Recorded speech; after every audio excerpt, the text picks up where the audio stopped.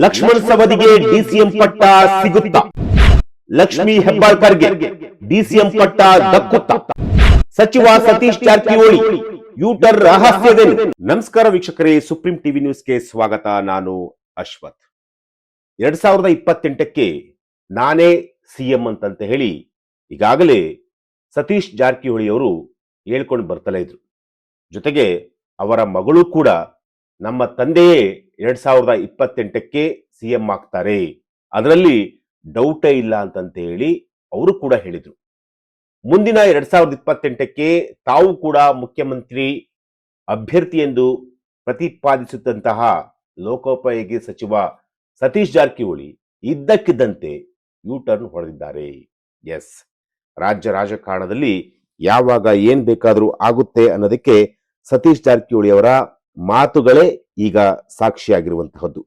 ಅಂದ್ರೆ ಈಗಾಗಲೇ ಸಿದ್ದರಾಮಯ್ಯನವರು ಸಿಎಂ ಸ್ಥಾನದಿಂದ ಕೆಳಗೆ ಇಳಿದಿದ್ದಾಯ್ತು, ಡಿ.ಕೆ. ಶಿವಕುಮಾರ್ ಅವರು ಸಿಎಂ ಸ್ಥಾನವನ್ನ ಅಲಂಕರಿಸಿದ್ದು ಕೂಡ ಆಯ್ತು. ಅವರು ಕೆಪಿಸಿಸಿ ಸ್ಥಾನದ ಮೇಲೂ ಕೂಡ, ಕೆಪಿಸಿಸಿ ಪಟ್ಟದ ಮೇಲೂ ಕೂಡ ಸತೀಶ್ ಜಾರಕಿಹೊಳಿ ಅವರು ಕಣ್ಣನ್ನ ಇಟ್ಟಿದ್ರು. ಆದ್ರೆ ಅದ್ಯಾವುದು ಕೂಡ ಸತೀಶ್ ಜಾರಕಿಹೊಳಿ ಅವರಿಗೆ ದಕ್ಕಲಿಲ್ಲ. ಕೇವಲ ಒಂದು ಸಚಿವ ಸ್ಥಾನ ಬಿಟ್ರೆ ಬೇರೆ ಯಾವುದು ಕೂಡ ಅವರಿಗೆ ಸಿಗಲಿಲ್ಲ. ಹೀಗಾಗಿ ಅವರಿಗೆ ಒಂದಷ್ಟು ಬೇಸರ ಕೂಡ ಇತ್ತು. ಆದ್ರೆ ಈಗ ಆ ಎಲ್ಲಾ ಬೇಸರಕ್ಕೂ ಕೂಡ ಈಗ ಮೌನವನ್ನ ಮುರಿದಿದ್ದಾರೆ, ಮಾತುಗಳನ್ನ ಹಾಡಿದ್ದಾರೆ. 2028ಕ್ಕೆ ತಾವು ಕೂಡ ಮುಖ್ಯಮಂತ್ರಿ ಅಭ್ಯರ್ಥಿ ಅಂತಂತೇಳಿ ಈಗಾಗಲೇ ಎಲ್ಲಾ ಕಡೆನೂ ಕೂಡ ಘೋಷಣೆ ಆಗ್ತಾ ಇತ್ತು.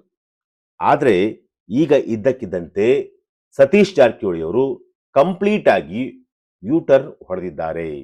ಅಂದ್ರೆ ಅವರು ಯಾವ ಕಾರಣಕ್ಕೋಸ್ಕರ ಯೂಟರ್ನ್ ಹೊಡೆದ್ರು, ಅದರ ರಹಸ್ಯವೇನು? ಎಸ್, ಆ ಎಲ್ಲಾ ವಿಚಾರಗಳನ್ನ ನಾನು ನಿಮ್ಗೆ ಹೇಳ್ತಾ ಹೋಗ್ತೀನಿ. 2028 ಇದೆಯಲ್ಲ, ಅದು ಬಹಳ ದೂರ ಇದೆ. ಇನ್ನೂ ಸುಮಾರು 1.5 ವರ್ಷಗಳ ಕಾಲ ನಾವು ಕೆಲಸ ಮಾಡಬೇಕಾಗಿದೆ. ಇನ್ನೂ 1.5 ವರ್ಷಗಳ ಕಾಲ ಸಿಎಂ ಆಗಿ ಡಿ.ಕೆ. ಶಿವಕುಮಾರ್ ಅವರು ಇರ್ತಾರೆ. 2028ಕ್ಕೆ ಕಾಂಗ್ರೆಸ್ ಪಕ್ಷ ಅಧಿಕಾರಕ್ಕೆ ಬಂದ್ರೆ ಮಾತ್ರ ಆಗ ಸಿಎಂ ಕುರ್ಚಿಯ ಮಾತು. ಈಗ ಯಾಕೆ ಆ ವಿಚಾರ, ಅದು ಬಹಳ ದೂರ ಇದೆ ಅಂತೇಳಿ ಸತೀಶ್ ಜಾರಕಿಹೊಳಿ ಅವರು ಕಂಪ್ಲೀಟ್ ಆಗಿ ಯೂಟರ್ನ್ ಹೊಡೆದಿದ್ದಾರೆ. ನನಗೆ ಈಗ ಸಚಿವ ಸ್ಥಾನ ಇದೆ, ಇದರಲ್ಲಿ ಒಳ್ಳೆಯ ಕೆಲಸ ಕೂಡ ಮಾಡ್ತಾ ಇದ್ದೇನೆ. ಹೆಚ್ಚುವರಿ ಡಿಸಿಎಂ ಹುದ್ದೆಗಳನ್ನ ಸೃಷ್ಟಿಸುವಂತಹ ಬಗ್ಗೆ ನನಗೆ ಮಾಹಿತಿ ಇಲ್ಲ. ಹೈಕಮಾಂಡ್ ನಾಯಕರು ಆ ಬಗ್ಗೆ ನಿರ್ಧಾರ ಮಾಡಬೇಕು.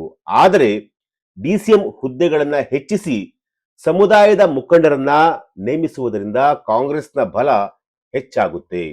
ನಾನು ಯಾವತ್ತೂ ಕೂಡ ಡಿಸಿಎಂ ಹುದ್ದೆಗೆ ಲಾಬಿ ಮಾಡಿಲ್ಲ ಅಂತಂತೇಳಿ ಸತೀಶ್ ಜಾರಕಿಹೊಳಿ ಅವರು ಹೇಳಿರುವಂತಹದ್ದು. ಇನ್ನು ಸಚಿವ ಸಂಪುಟ ವಿಸ್ತರಣೆಯಲ್ಲಿ ಬೆಳಗಾವಿ ಜಿಲ್ಲೆಗೆ ಇನ್ನೂ 2 ಹೆಚ್ಚುವರಿ ಸ್ಥಾನಗಳು ದೊರೆಯುವಂತಹ ಒಂದು ವಿಶ್ವಾಸ ಕೂಡ ಇದೆ. ಅದರಲ್ಲಿ ಲಕ್ಷ್ಮಣ್ ಸವದಿಗಾದ್ರೂ ಕೂಡ ಅವಕಾಶ ಸಿಗಬಹುದು, ಅಥವಾ ಬೇರೆಯವರಿಗಾದ್ರೂ ಕೂಡ ಅವಕಾಶ ಸಿಗಬಹುದು. ಹೀಗಂತ ಸತೀಶ್ ಜಾರಕಿಹೊಳಿ ಅವರು ಕೂಡ ಹೇಳಿರುವಂಥದ್ದು. ಜೊತೆಗೆ ಇನ್ನೊಂದು ಮಾತನ್ನು ಕೂಡ ಹೇಳಿದ್ದಾರೆ. ತಾವು ಇಂಥವರಿಗೆ, ಅಂದ್ರೆ ನಾನು ಇಂಥವರಿಗೆ ಸಚಿವ ಸ್ಥಾನವನ್ನ ಕೊಡಬೇಡಿ ಅಂತ ಯಾರ ಮೇಲೂ ಕೂಡ ನಾನು ಪ್ರಭಾವ ಬೀರಿಲ್ಲ ಅಥವಾ ಒತ್ತಡವನ್ನ ಹಾಕಿಲ್ಲ. ಕೆಲವರು ತಮ್ಮ ಅಭಿಪ್ರಾಯಗಳನ್ನ ಹೇಳ್ತಾ ಇದ್ದಾರೆ, ಅದು ಅವರ ಅಭಿಪ್ರಾಯ ಅಷ್ಟೇ. ನಾನು ಯಾರ ಮೇಲೂ ಕೂಡ ಒತ್ತಡವನ್ನು ಕೂಡ ಹಾಕಲ್ಲ. ಇಂಥವ್ರಿಗೆ ಕೊಡಿ ಅಂತಲೂ ಕೂಡ ಹೇಳಲ್ಲ, ಕೊಡಬೇಡಿ ಅಂತಲೂ ಕೂಡ ಹೇಳಲ್ಲ. ಅದು ಹೈಕಮಾಂಡ್ಗೆ ಬಿಟ್ಟಂತಹ ಒಂದು ವಿಚಾರ.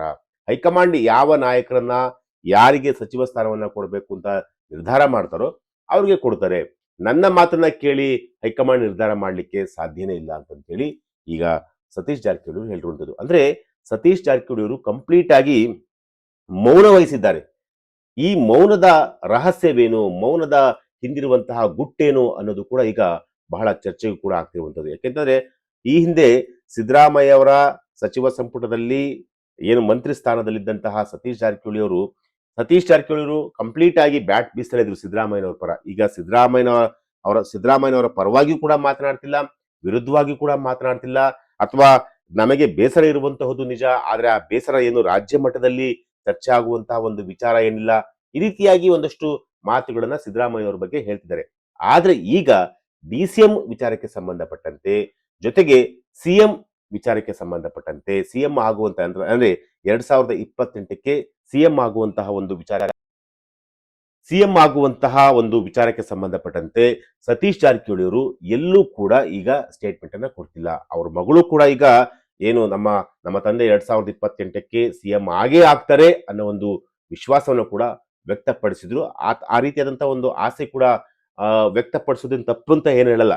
ಆದ್ರೆ ಹೈಕಮಾಂಡ್ಗೆ ಬಿಟ್ಟಂತಹ ಒಂದು ವಿಚಾರ, ಸಿಎಂ ಯಾರನ್ನ ಆಯ್ಕೆ ಮಾಡಬೇಕು, ಸಚಿವ ಸ್ಥಾನವನ್ನ ಯಾರಿಗೆ ಕೊಡಬೇಕು, ಅದೆಲ್ಲವೂ ಕೂಡ ಹೈಕಮಾಂಡ್ಗೆ ಬಿಟ್ಟಂತಹ ವಿಚಾರ. ಈಗ ಸದ್ಯಕ್ಕೇನಪ್ಪಾ ಅಂತಂದ್ರೆ ಬೆಳಗಾವಿಗೆ ಇನ್ನೂ 2 ಸಚಿವ ಸ್ಥಾನ ಸಿಗುವಂತಹ ಒಂದು ಚಾನ್ಸಸ್ ಇದೆ ಅಂತ ಹೇಳಿ ಸತೀಶ್ ಜಾರಕಿಹೊಳಿ ಕೂಡ ಹೇಳಿರುವಂಥದ್ದು. ಅಂದ್ರೆ ಲಕ್ಷ್ಮಣ್ ಸವದಿಗೆ ಏನಾದರೂ ಡಿಸಿಎಂ ಪಟ್ಟವನ್ನ ಕೊಟ್ಬಿಡ್ತಾರಾ, ಅಥವಾ ಲಕ್ಷ್ಮೀ ಹೆಬ್ಬಾಳ್ಕರ್ಗೆ ಏನಾರ ಡಿಸಿಎಂ ಪಟ್ಟವನ್ನ ಕೊಟ್ಬಿಡ್ತಾರಾ ಗೊತ್ತಿಲ್ಲ. ಆದ್ರೆ ಏನ್ ಬೇಕಾದ್ರೂ ಆಗ್ಬೋದು. ಆದ್ರೆ ಸದ್ಯಕ್ಕಂತೂ ಇಬ್ಬರನ್ನ ಡಿಸಿಎಂ ಪಟ್ಟದಲ್ಲಿ ಕೂರಿಸ್ಬೇಕು ಅಂತೇಳಿ ಸ್ವತಃ ಡಿ ಕೆ ಶಿವಕುಮಾರ್ ಅವರೇ ಹೈಕಮಾಂಡ್ ಬಳಿ ಈಗ ಚರ್ಚೆನ ಮಾಡಿರುವಂಥದ್ದು. ಸೊ ಹಾಗಾಗಿ ಈಗ ಸದ್ಯಕ್ಕೆ ದೆಹಲಿಯಲ್ಲಿ ನೀಟ್ ವಿಚಾರಕ್ಕೆ ಸಂಬಂಧಪಟ್ಟಂತೆ ದೊಡ್ಡ ಮಟ್ಟದಲ್ಲಿ ಚರ್ಚೆ ಮತ್ತೆ ಪ್ರತಿಭಟನೆಗಳು ಆಗ್ತಿರುವಂತಹ ಸಂದರ್ಭದಲ್ಲಿ ಈಗ ರಾಜ್ಯದ ಏನೋ ಒಂದು ಸಚಿವ ಸಂಪುಟದ ವಿಸ್ತರಣೆ ಅಥವಾ ಸಚಿವ ಸಂಪುಟಕ್ಕೆ ಸಂಬಂಧಪಟ್ಟಂತೆ ರಾಜ್ಯದ ನಾಯಕರುಗಳ ಬಗ್ಗೆ ಹೈಕಮಾಂಡ್ ಹೆಚ್ಚಾಗಿ ತಲೆ ಕೆಡಿಸ್ಕೊಂತಿಲ್ಲ. ಸೊ ಇನ್ನು 1 ವಾರಗಳ ಕಾಲ ಇದ್ರ ಬಗ್ಗೆ ಹೆಚ್ಚಾಗಿ ಫೋಕಸ್ ಮಾಡಲ್ಲ ಹೈಕಮಾಂಡ್. ಅದಾದ ನಂತರ ಏನಾಗ್ಬೋದು ಮುಂದೆ ಅಂದ್ರೆ ಈಗಾಗಲೇ ಸಿದ್ದರಾಮಯ್ಯನವರು ಕಂಪ್ಲೀಟ್ ಆಗಿ ನ್ಯೂಟ್ರಲ್ ಆಗಿದ್ದಾರೆ. ನಾನು ಯಾವ ವಿಚಾರಕ್ಕೂ ಕೂಡ ಹೋಗಲ್ಲ, ನಾನು ಅಧಿಕಾರವನ್ನ ಬಿಟ್ಕೊಟ್ಬಿಟ್ಟಿದ್ದೀನಿ. ಸೊ ಈಗ ಡಿ ಕೆ ಶಿವಕುಮಾರ್ ಅವರ ಆಡಳಿತ, ಡಿ ಕೆ ಶಿವಕುಮಾರ್ ಅವರು ಏನ್ ಬೇಕಾದ್ರೂ ಡಿಸಿಷನ್ ತೆಗೆದುಕೊಳ್ಳಿ, ಅದಕ್ಕೆ ನಾನು ಬದಲಾಗಿರ್ತೀನಿ, ಸೊ ಅದಕ್ಕೂ ನನಗೂ ಸಂಬಂಧನೇ ಇಲ್ಲ ಅನ್ನೋ ರೀತಿಯಲ್ಲಿ ಈಗ ಕಂಪ್ಲೀಟ್ ಆಗಿ ಸಿದ್ದರಾಮಯ್ಯನವರು ಸೈಲೆಂಟ್ ಆಗಿದ್ದಾರೆ. ಆದ್ರೆ ಸಿದ್ದರಾಮಯ್ಯವರ ಆಪ್ತ ಬಳಗದಲ್ಲಿ ಗುರುತಿಸಿಕೊಂಡಂತಹ, ಸಿದ್ದರಾಮಯ್ಯನವರ ಶಿಷ್ಯ ಅಂತಲೇ ಗುರುತಿಸಿಕೊಂಡಂತಹ ಸತೀಶ್ ಜಾರಕಿಹೊಳಿ ಅವರು ಆಗೊಂದು ಈಗೊಂದು ಒಂದೊಂದು ಸ್ಟೇಟ್ಮೆಂಟ್ ಅನ್ನ ಕೊಡ್ತಿರುವಂತಹುದು. ಜೊತೆಗೆ 2028ಕ್ಕೆ ನಾನು ಮುಖ್ಯಮಂತ್ರಿ ಆಗ್ತೀನೋ ಬಿಡ್ತೀನೋ ಅನ್ನೋದನ್ನ ಅದು ಹೈಕಮಾಂಡ್ ನಿರ್ಧಾರ ಮಾಡುತ್ತೆ ಅಂತೇಳಿ ಈಗ ಒಂದು ಮಾತನ್ನ ಹೀಗಾಗಿ ಹೇಳಿರುವಂಥದ್ದು. ಸೊ ಹಾಗಾಗಿ ಸದ್ಯಕ್ಕಂತೂ ಸಿದ್ದರಾಮಯ್ಯನವರ ನಡೆ ಕೂಡ ನಿಗೂಢವಾಗಿದೆ, ಸತೀಶ್ ಜಾರಕಿಹೊಳಿ ಅವರ ನಡೆ ಕೂಡ ನಿಗೂಢವಾಗಿದೆ. ಜೊತೆಗೆ ಮಹಾದೇವ್ ಪ್ರಸಾದ್ ಅವರ ಒಂದು ನಡೆ ಕೂಡ, ಎಸ್ ಸಿ ಮಹದೇವಪ್ಪ ಅವರ ನಡೆ ಕೂಡ ನಿಗೂಢವಾಗಿದೆ. ಎಲ್ಲರ ನಡೆ ಕೂಡ ಬಹಳ ನಿಗೂಢವಾಗಿದೆ. ಆದರೆ ಹೈಕಮಾಂಡ್ ಯಾವ ರೀತಿಯಾಗಿ ನಿರ್ಧಾರವನ್ನು ತೆಗೆದುಕೊಳ್ಳುತ್ತೆ ಅನ್ನೋದನ್ನು ಕೂಡ ಕಾದುಡಬೇಕಾಗಿದೆ. ಎಸ್, ಇದು ಇವತ್ತಿನ ಒಂದು ವಿಚಾರ. ನಾಳೆ ಮತ್ತೊಂದು ವಿಚಾರದೊಂದಿಗೆ ನಾನು ನಿಮ್ಮನ್ನ ಭೇಟಿ ಆಗ್ತೀನಿ. ನಿರಂತರ ಸುದ್ದಿಗಾಗಿ ನೋಡ್ತಾ ಇರಿ Supreme TV news. Thank you.